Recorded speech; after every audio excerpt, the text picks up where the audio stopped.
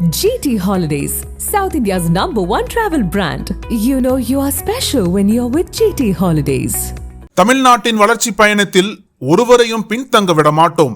வெல்வோம் ஒன்றாக. என்னுடைய அன்பிற்கும் பாசத்திற்குரிய என்னுடைய உறவினர் அருமை தம்பி PT செல்வகுமார் அவர்கள் பல பணிகளை செய்திருந்தாலும் பள்ளிக்கு செய்த பணிகள் குறித்து ஒரு பாராட்டு விழா நிகழ்ச்சிக்கு ஏற்பாடு செய்து அதற்கு என்னை அழைத்து பெருமை சேர்த்திருக்கின்ற அன்பிற்குரிய தம்பி PT செல்வகுமார் அவர்களே, நிகழ்ச்சிக்கு வருகை தந்திருக்கின்ற நம்முடைய கலை உலகினுடைய ஜாம்பவான்களாக இருக்கின்ற அன்பிற்குரிய நம்முடைய நெல்லை மாவட்டத்தைச் சேர்ந்த தம்பி இயக்குனர் விக்ரம் அவர்களே, நம்முடைய கோவை மாவட்டத்தைச் சேர்ந்த நம்முடைய எம்ஜிஆர் என்றாலே வாரிசு என்றால் அவர்தான் பாக்கியராஜ் தான் என்று சொல்லுகின்ற அளவுக்கு இயக்குனரும் நடிகருமாக இருக்கின்ற அன்பிற்குரிய அருமை சகோதரர் பாக்கியராஜ் அவர்களே, உண்மையை உள்ளபடியே சொல்ல வேண்டும் என்றால் தைரியமாக நெஞ்சை நிமிர்த்தி யாருக்கும் அஞ்சாமல் ஒரு பத்திரிகை தர்மம் என்று சொன்னால் அது நக்கீரன் தர்மம் தான். என் தம்பி கோபால் தான். அன்பிற்குரிய என்னுடைய குடும்ப நண்பர் கோபால் அவர்களே, தேவயானி அம்மா சினிமாவில் தான் பார்த்துருக்கேன். ஒரு சக்கரை பொங்கலுக்கு 10 நாளைக்கு முன்னால நம்ம பகுதிக்கு வந்திருந்தாங்க. அதுவும் தம்பி செல்வகுமார் தான். 3006 பானை, 3006 பெண்கள் சமையல் பொங்கல், ஒரு பெரிய சமத்துவ பொங்கலிட்டு அவ்வளவு பேருக்கும் துணிமணி என்னென்ன உண்டு அவ்வளவும் கொடுத்து எப்படிதான் செய்வாரோ தெரியாது கடற்கரையில் கொண்டு ஏற்பாடு செய்து அந்த அம்மாவை கூப்பிட்டு வந்தாங்க. நான் அன்னைக்கு தான் பார்த்தேன். அவ்வளோ எளிமையாட்டு நம்ம தமிழ்நாட்டில் பிறந்திருந்தா கூட அவ்வளோ தமிழ் பேச முடியும். அப்படி இனிமையாக தமிழ் பேசக்கூடிய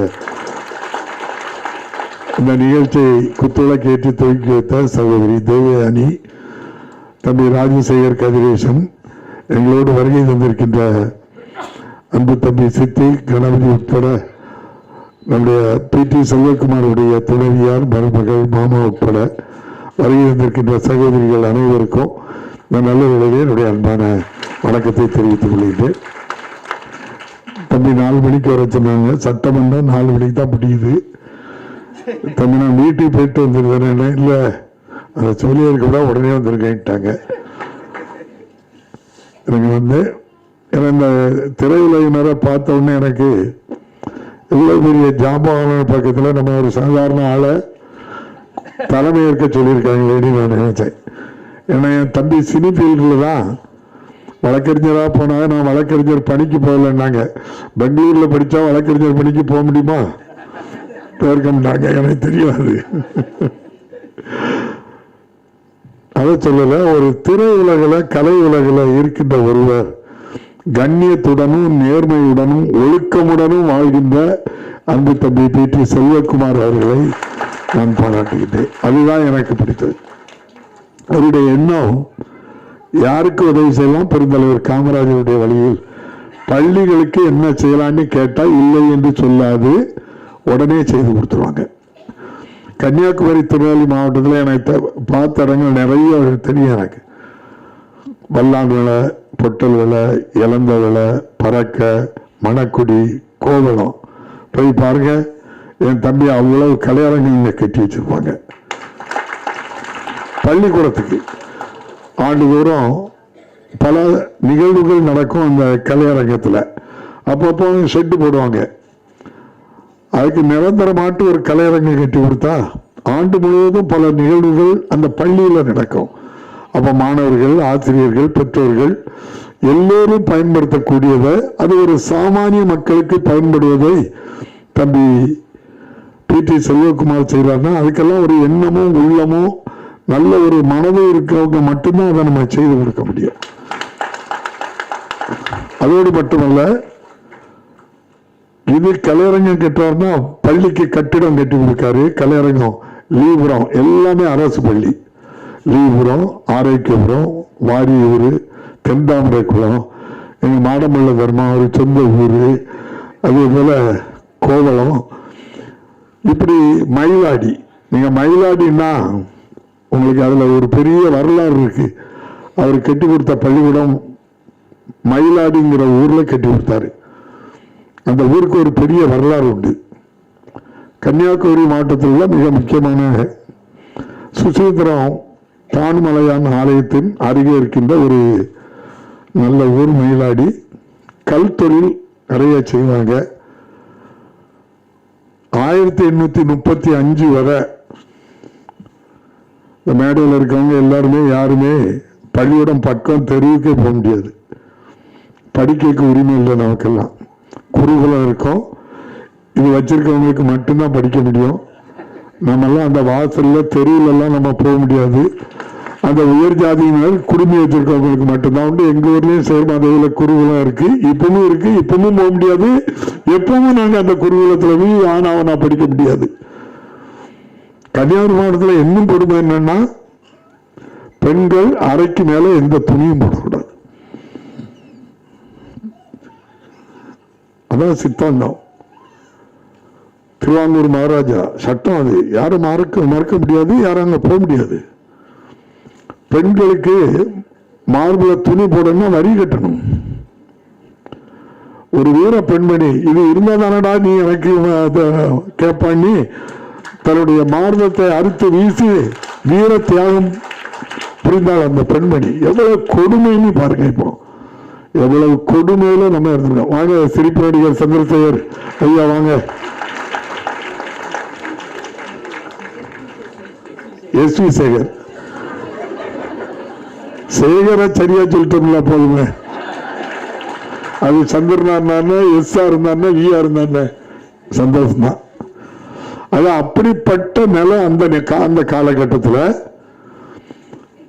லார்டு மெக்காலா தான் முதலாட்டு இந்தியாவில் எல்லோரும் கல்வி கற்கலான்னு ஒரு சட்டத்தை முதல் கொண்டு வந்தது பிரிட்டிஷ் ஆட்சியில் இருந்த லார்டு மெக்காலா தான் கொண்டு வந்தார்.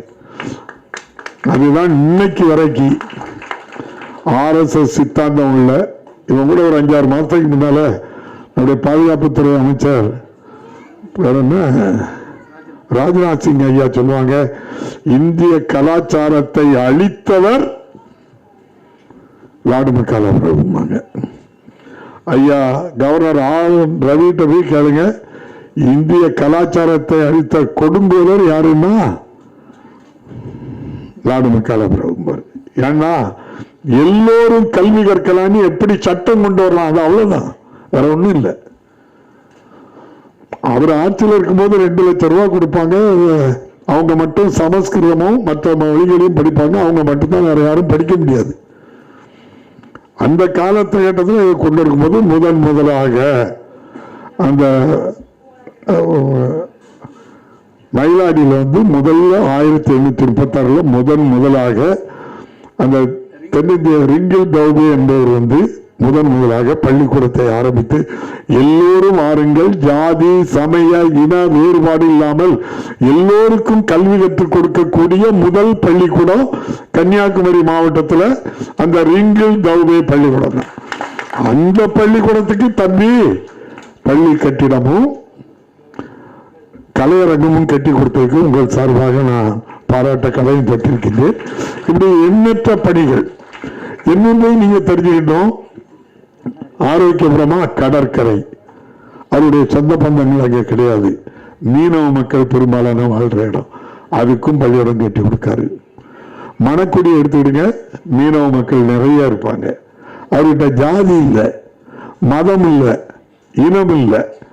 யார் கேட்டாலும் தேவை அப்படின்னு சொன்னா சொல்லுகின்ற மனப்பான்மை எல்லோருக்கும் வராது. அப்படிப்பட்ட மிகச்சிறந்த பண்பாளர் என்னுடைய அருமை தம்பி அன்பிற்குரிய நம்முடைய PT செல்வகுமார் அவர்களை பாராட்டுகின்ற வாய்ப்பை பெற்றதை நான் பெருமையாக கருதுகின்றேன். சினிபில்கில் பல எனக்கு அதெல்லாம் ரொம்ப தெரியாது. ஊருக்கு வந்து அந்த கலப்பை அப்படின்னு ஒரு இயக்கம், அது எதனுடைய அடையாளம்னா விவசாயத்தின் அடையாளம். நம்முடைய மாடு வச்சு அந்த கலப்பை வச்சு தான் உழுவும், அதை தான் நம்ம சாப்பிடுவோம். அதன் அடையாளம் மட்டும் ஆண்டுக்கு ஒருக்கா பொங்கல் விழாக்கு எங்களை கூப்பிடுவாங்க. PT செல்வகுமார் கூப்பிடுறாருன்னா அவ்வளவு பெண்களும் வந்துருவாங்க. நீங்க 3006 பானை ஒரு இடத்துல வைக்கணும்னா எப்படி வருவாங்களா பெண்கள் சொல்லுங்க? எனக்கே ஒரு நாள் ஒருவர் பிடி செல்வகுமார் வாழன்னு வந்துருவாங்க.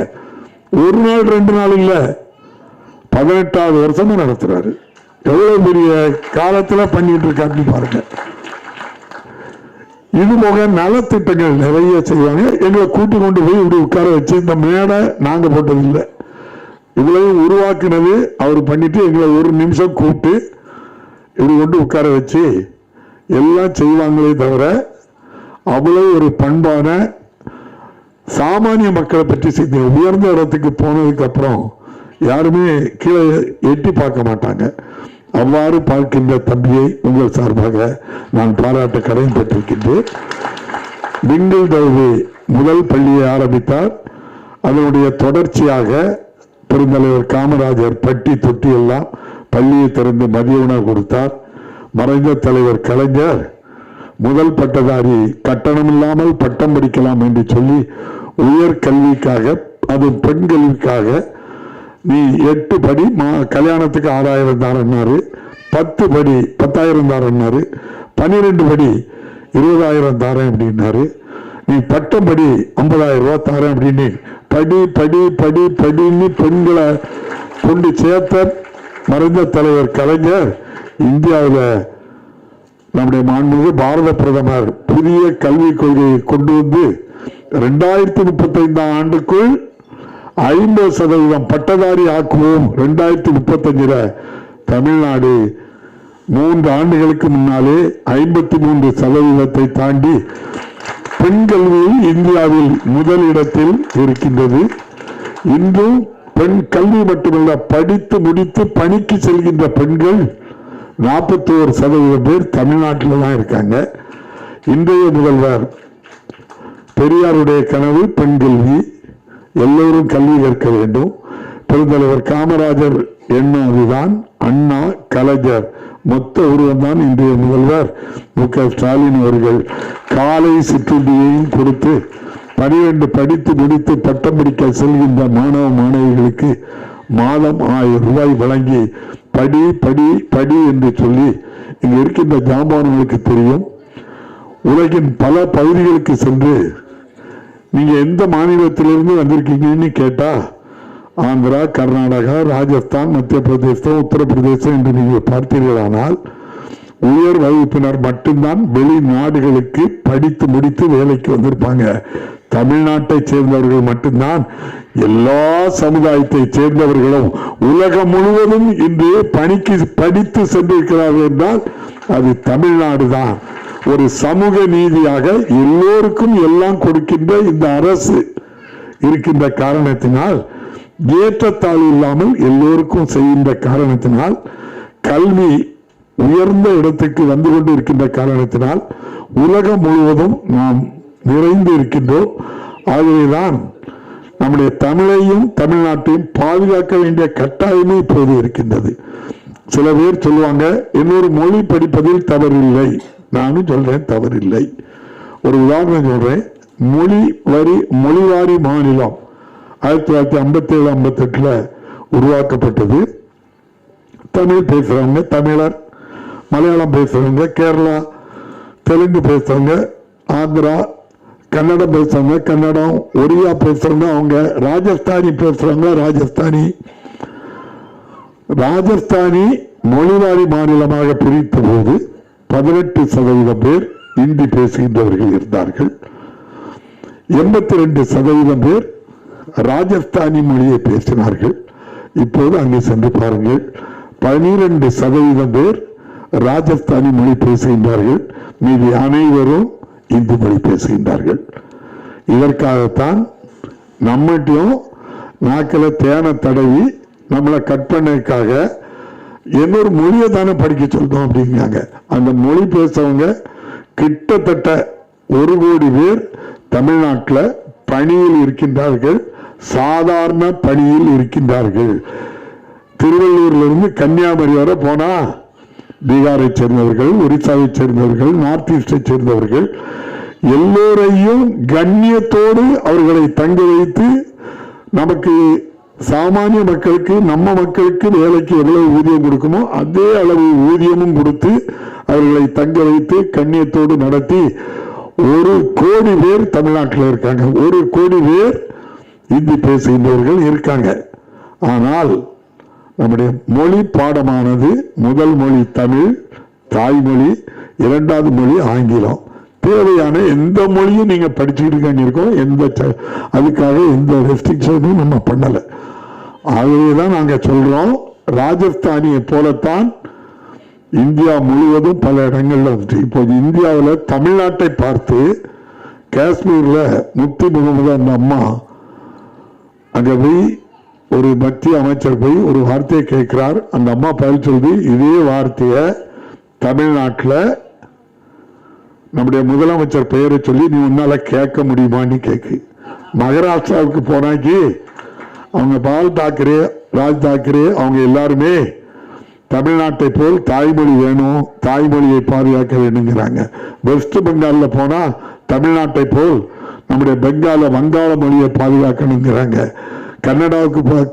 கன்னடத்துக்கு நீங்க போனீங்கன்னா அதே வார்த்தை அங்க சொல்றாங்க. இன்னைக்கு இந்தியாவுக்கு நம்முடைய தமிழ் மொழி அழிந்தால், நம்முடைய தமிழ் அடையாளம் அழிந்தால், அதோடு நம்முடைய மாண்பே என்ன செய்யறோம் பேரும். அதுக்காக பிற மொழிகளை மீது நம்ம கோவப்படல, அதை எதிர்க்கல, படிக்காத சொல்லல. ஆனால் அதை நம்ம திணிக்க கூடாது என்பதில் நம்முடைய முதல்வர் மிக உறுதியாக இருக்கின்ற காரணத்தினால்தான் பெரியார், பெருந்தலைவர் காமராஜர் தான் சொன்னார், அசம்பிளியில் வச்சு ஆட்சி மொழியா இங்கிலீஷ சொல்லுங்க, இல்லைன்னா அந்த இடத்துல இந்தி வந்து குந்திக்கணும்னு சொன்னாரு. அவர் சொன்ன வார்த்தை அசம்பிளியில் அப்படியே இருக்கு. மொழி நமக்கு மிக மிக முக்கியம். முதலில் தோன்றிய முதல் 3 மொழிகளில் இன்னும் அழியாமல் இருப்பது நம்முடைய தமிழ் மொழி தான் இருக்கிறது. ஒரு காலத்துல தமிழ் மொழி வடமொழியில் இருந்து தோன்றியதுன்னாங்க. ஐயா கால்டுவெல் வட அயர்லாந்தில் பிறந்து லண்டன்ல படிச்சு இந்தியாவுக்கு வந்து திருநெல்வேலி மாவட்டத்தில் இடையங்குடியில வாழ்ந்து மறைந்தவர். 18 ஆண்டு காலம் 18 மொழிகளை முழுமையாக கற்று தேர்ந்து ஒப்பிலக்கணம் எழுதி சமஸ்கிருதத்தை படித்து உலகில் தோன்றிய முதல் மொழி, அழியாத மொழி தமிழ் மொழி என்று கண்டுபிடித்து, அந்த தமிழ் மொழிதான் மலையாளம் தெலுங்கெல்லாம் திராவிட குடும்பம். இது சமஸ்கிருதத்தில் இருந்து தோன்றிய மொழி அல்ல, இது தனி மொழி, இது சமஸ்கிருதத்துக்கு முன்னால் உள்ள மொழி அப்படின்னு சொல்லி ஒப்பிலக்கம் தந்தவர் மறைந்த ஐயா கால்டுவெல் அவர்கள். ஆகவேதான் கலைஞர் செம்மொழி ஆக்கப்பட்டதும் கோயம்புத்தூரில் வைத்து அதுக்கு அடிப்படை ஐயா கால்டுவெல் தான் சொல்லி கடற்கரை சாலையில நேப்பியார் பாலத்தை தொட்டு முதல் சிலையாக அண்ணா அவர்கள் அதில் வச்சிருக்காங்க. அப்படின்னு சொன்னா தமிழை பாதுகாக்க வெளிநாட்டில் இருந்து வந்தவர் கூட நம்முடைய தமிழை படித்து அதில் இருக்கக்கூடிய இலக்கியம், இலக்கணங்கள் நீங்க உலகத்துல வேற எங்கேயும் கிடையாது. ஆகவே இலக்கியம் என்னன்னா இலக்கு, ஒரு மனிதன் எவ்வாறு வாழ வேண்டும் என்ற இலக்கை நோக்கி சொல்லுவதுதான் இந்த இலக்கணம். அந்த வாய்ப்பு நம்முடைய தமிழ் இருக்கின்றது. ஆகவே இந்த உலகை இருக்கின்ற வரை உலகில் தோன்றிய முதல் மொழி தமிழ் இருக்க வேண்டும், தமிழை பாதுகாக்க வேண்டும், தமிழுக்காக எல்லோரும் மனதில் உறுதி இருக்க வேண்டும். பல மொழிகள் தெரிந்தாலும் வீட்டில் எல்லோரும் தமிழ் மொழியில் நம்முடைய பிள்ளைகளிடம் பேச வேண்டும் என்று அன்போடு கேட்டு இந்த அருமையான நிகழ்ச்சியின் மூலம் என் தம்பி பி.டி. செல்வகுமார் அவர்கள், நான் எங்கு போனோம் அப்படின்னு எனக்கு தெரியல, நாங்க சரியான இடம் அறிவுள்ள ஆலயத்துக்கு வந்திருக்கின்றீர்கள், நம்பி வாருங்கள். நம்முடைய மாண்புமிகு முதல்வர் அவர்களையும் அறிவாலயத்தை நம்பியவர்கள் யாரும் எந்த குறையும் வந்ததில்லை. சுயமரியாதையோடு நீங்கள் வாழ்நாள் முழுவதும் எல்லோருக்கும் உதவி செய்கின்ற இடத்தில் நீங்கள் வாழ்வீர்கள் என்று மீண்டும் ஒரு முறை வாழ்த்தி, இந்த அவையில் இருக்கின்றவர்கள், இந்த மேடையில் இருக்கின்றவர்களை அன்போடு உங்களுடைய உத்தரவை நான் அன்போடு கேட்டுக்கொள்கின்றேன். எனக்கு சில பணிகள் இருக்கின்ற காரணத்தினால் அதனால் நான் கடைசியாக தான் பேசுவேன். நம்ம அந்த சமத்துவ பொங்கல் 3006 பானை விடும்போது கூட ஃபுல்லா உட்கார்ந்துட்டு கடைசியாக தான் நான் நிறைவா பேசுறேன். எனக்கு இதுலயும் அப்படி பேசதான் ஆசையா இருக்கு. ஏன்னா மிகப்பெரிய ஜாமான்கள் இயக்குனர் விக்ரம் அப்படின்னு சொன்னா இவரெல்லாம் பேசுவாங்க. எவ்வளவு பெரிய இயக்குனர் தெரியுமா, அவரை மாதிரி அவ்வளவு பெருமையா பேசுவாங்க. நான் உங்கள்கிட்ட உண்மையை சொல்லுவேன்னா, நான் அதிகமா இந்த படமும் பார்க்க இல்லை, அதை பற்றி தெரிஞ்சுக்கிட்டே ரொம்ப இது பண்றது கிடையாது. முடிஞ்சா பழைய பாட்டு 2 பாட்டு கேட்பேன், இல்லைன்னா ஏதாவது ஒரு காமெடி சீனா பார்த்துட்டு ரைட் அப்படின்ட்டு உடனே அடுத்த இடத்துக்கு போயிடுவேன். இன்னைக்கு நீங்க பேசுறதெல்லாம் நான் இருந்து பார்க்கணும், கேட்கணும், ரசிக்கணும் இருந்தாலும் என்னோட உண்மையிலேயே சொல்றேன், என்னுடைய பணி நிமித்தம் ஏதோ போக வேண்டும் என்பதற்காக காரணத்தை சொல்லி போறான்னு நினைச்சாங்க. எஸ்.சி. சேகர் எங்களோட எம்எல்ஏ இருந்தாங்க, என் நண்பர். அது உங்களுடைய எல்லோருடைய மேடையில் இருக்கின்ற இங்கு இருக்கின்ற எல்லோருடைய அனுமதியோடு இந்த அரிய வாய்ப்பை தந்த பி.டி. செல்வகுமார் அவர்களுக்கு மீண்டும் ஒரு முறை எங்களுடைய பகுதி மக்கள், தொகுதி மக்கள் எங்கிருந்தாலும் பிறந்த மண்ணை மறக்காமல் எங்களுக்காக எவ்வளவு காரியங்கள், நான் சொன்னது 100ல் 1 தான் சொல்லியிருக்கேன், என்ன அவ்வளவு பணிகள் செய்திருக்கின்றார்கள். நான் உங்கள் சார்பாக நான் மீண்டும் ஒரு முறை பாராட்டி மேடையில் இருக்கின்ற அனைவருடைய அனுமதியோடு விடைபெறுகிறேன். நன்றி, வணக்கம். நக்கீரன் டிவிக்கு சப்ஸ்கிரைப் செய்யுங்கள். உங்கள் ஆதரவே எங்கள் பலம். ஆசிரியர்களுக்கு நண்பனாகவும் மாணவர்களுக்கு ஆசானாகவும் திகழும் தேர்வு வழிகாட்டி. ஒவ்வொரு பாடத்திற்கும் அனுபவமிக்க ஆசிரியர்களின் துல்லியமான தெளிவான விடைகள். CNC இருக்கு, தேர்வு பயம் எதற்கு? இது தீரன் பப்ளிஷிங் ஹவுஸ் விற்பனை வெளியீடு.